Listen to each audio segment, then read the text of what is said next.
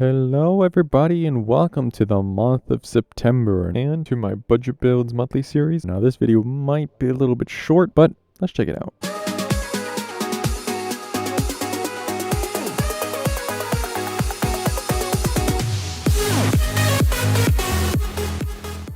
If you're new to my channel, thank you so much for watching. Don't forget to hit that subscribe button, it really helped me out. Just a brief reminder on filling out next month's Google form. First off is your budget. Budgets are in USD and do not include taxes, fees, or Windows keys. Next is the type of system you want, whether it be gaming, workstation, or custom. Area of focus. If you want more focused system, just a side note, depending on your budget, the more area of focus you select, the overall budget will be less suitable for certain tasks. So again, if you want a better area of focus on your CPU, better cooling, just select what kind of area of focus you want. Then we have the list of components you already have. Even if you are doing a complete upgrade, that old case, power supply, or even graphics card will save some money in the meantime to put towards other components. No sense in buying two PC cases. If you want any peripherals in your budget. And then lastly, we have any last requests for either the system or this Google form. I'm constantly reviewing this thing and updating the form, so any suggestion helps. And don't forget to fill out this next month's Google form. Links down in the description below.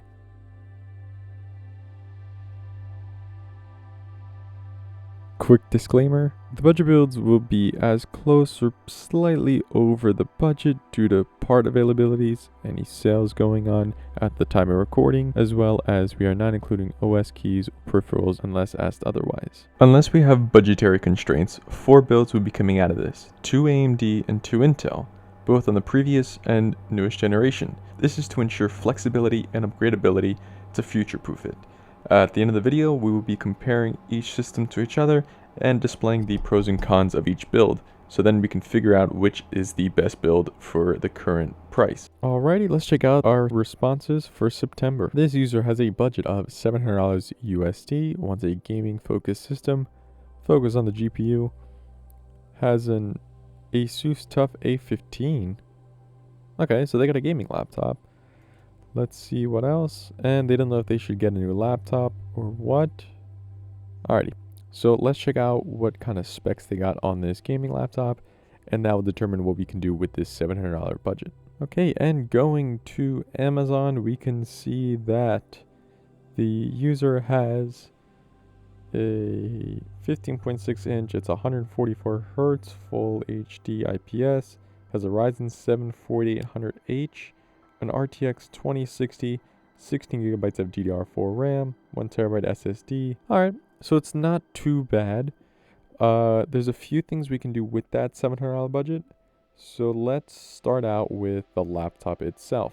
Okay, here we have a quick teardown of the user system. I just had to get an image online so we can see that we have a good 90 watt battery, 2 RAM slots, 2 SSD slots. Here we have 2 fans and our big copper heatsinks.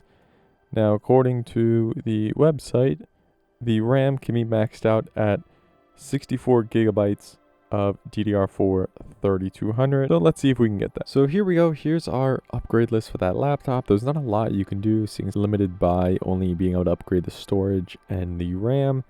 I maxed out the RAM going with a 64 gig kit of DDR4 3200 CL22 from G.Skill, the Ripjaw series. And then I did 4 terabytes of Kingston NV2 2 terabyte. Of course, you can max out your storage any way you want.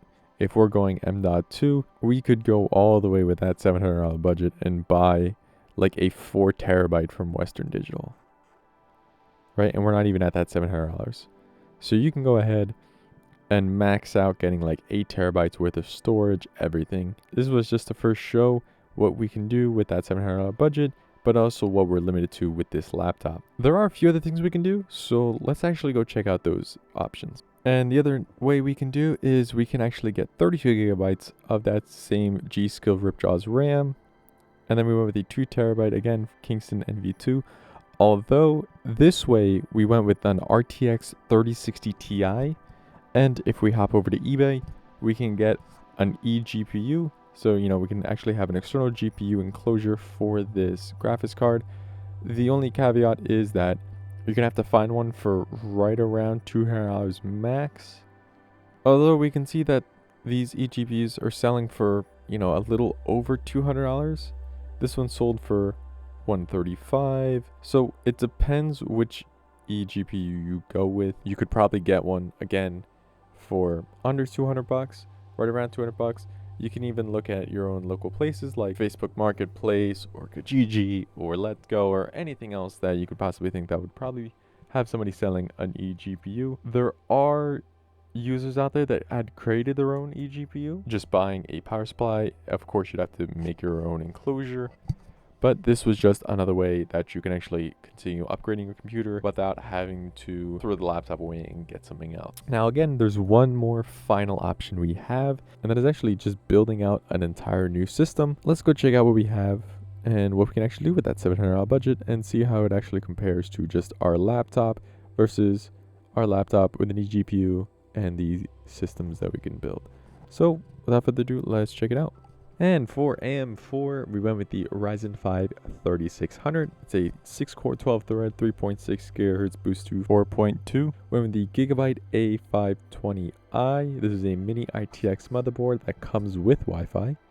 For RAM, we went with the Corsair Vengeance LPX. It's a 16 gig kit DDR4 3200 CL16. For storage, we went with the 970 EVO Plus. It's a 1 terabyte PCIe 3.0 by 4 from Samsung. For our graphics card, we went with the RX 6700. Yes, this is going to be a lot better than that 2060 we're running. For the case, we went with the Deepcool CC560. It's an ATX mid-tower case. And for power supply, we went with that EVGA 600 watt gold ATX power supply. All for right around that 692 mark. We were able to make an Intel build, so let's go check that one out. For Intel and the DDR4 platform, we went with the i3-10320. It's a quad-core 8-thread, 3.8 GHz, boosting to 4.6. We have the ASRock H470M. This is an LGA 1200 non-Wi-Fi motherboard. And then we went with the same RAM, storage, graphics card pace, and power supply, again sitting at that 695 mark. So again, for that $700, we can actually build a gaming system. The only thing that we have to figure out is if this is actually better or worse than just getting an eGPU and running it that way.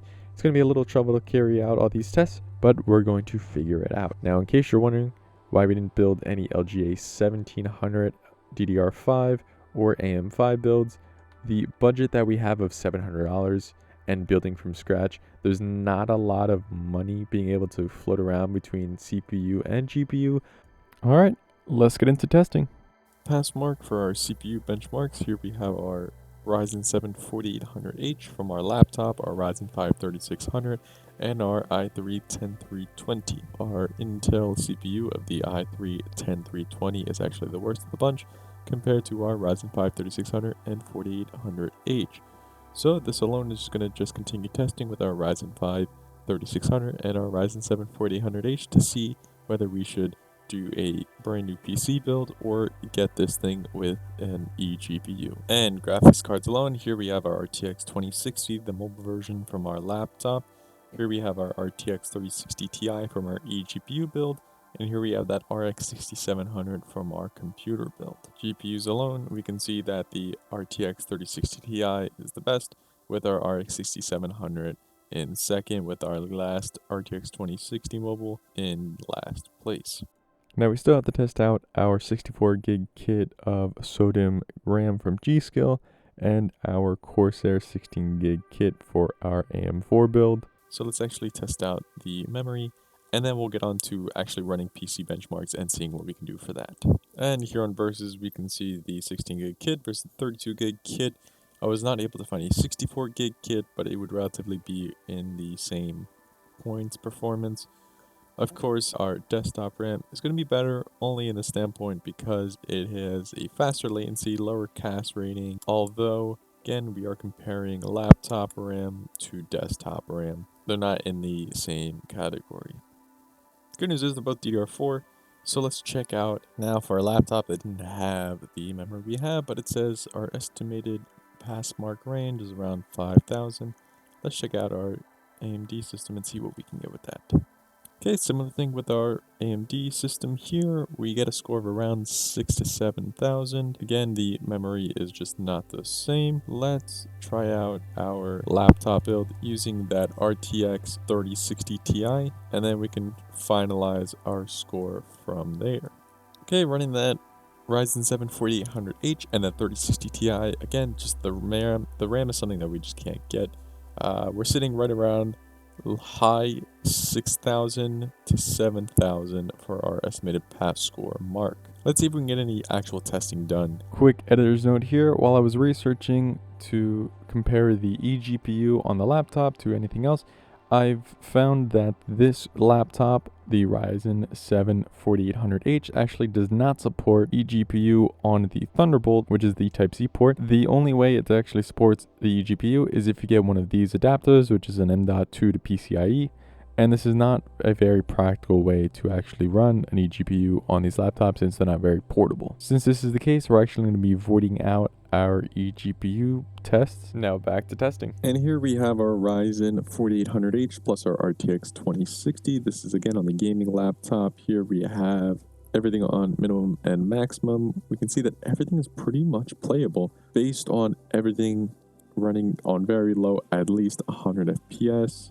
Maybe 200 to 300 on like the regular Overwatch. We can see that it holds up very well for what it is plugged in, especially on Battlefield 5, running an average of 82.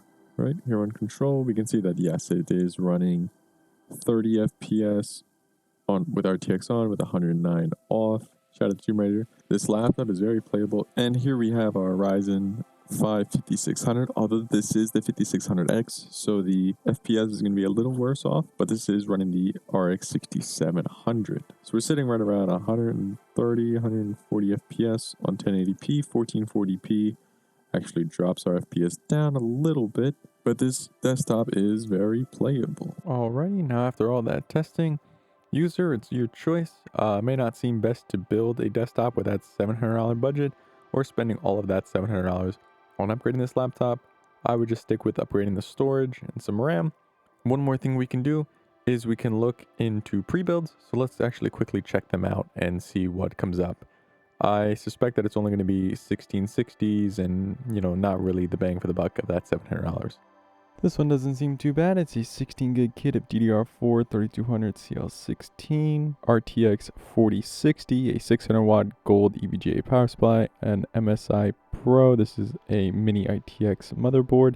Of course, you don't have to buy the 3000D airflow case, a 1 terabyte SSD, and a i5 12400F. This is a 6-core, 12-thread, 4.4 gigahertz boosting to only 4.4. And then if we look at something like Best Buy, the only computers in our budget would be these two from iBuyPower. They only come with an i3 13100F, 8 gigabytes of RAM, and a GTX 1650. And again, only that 500 gigabyte NVMe SSD.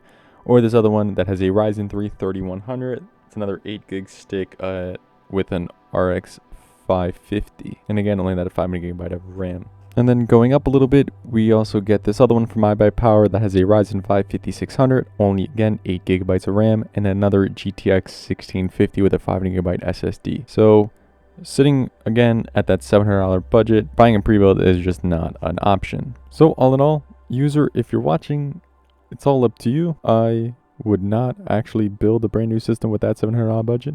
I would actually sit here and upgrade your laptop, get some more storage, more RAM, and just sit on it because this laptop is very usable. Although I would look into, this video is not sponsored, the framework systems. If you want to stick on the upgradability path, those are a little bit pricey, but you can actually upgrade majority of their components. Of course, they are not gaming oriented, they're more just user upgradability. But again, it's all the user choice, and that's about it. Thank you so much for watching. Don't forget to like, comment, and subscribe. Fill out next month's Google form, and I will see you all in the next one.